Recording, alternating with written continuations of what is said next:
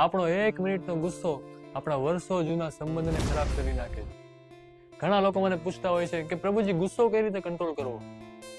તો ગુસ્સાને કંટ્રોલ કરવા માટે જો સૌથી પહેલા કોઈ એક વસ્તુને કંટ્રોલ કરવાની જરૂર છે તો એ છે આપણી બોલવાની રીત.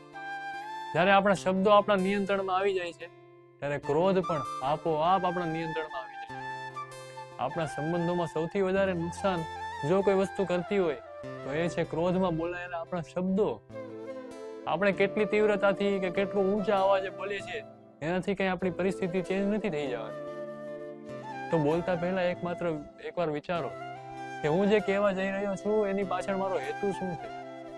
શું ખરેખર એ સમસ્યાનું સમાધાન કરવા માંગુ છું કે પછી મારો ગુસ્સો કે મારો અહંકાર દેખાડવા માંગુ છું? જો આપણે માત્ર એકવાર આ વસ્તુનું નિરીક્ષણ કરીએ તો આપણા શબ્દો આપોઆપ ઓછા થઈ જશે અને આપણો ક્રોધ પણ આપોઆપ આપણા નિયંત્રણમાં આવી જશે.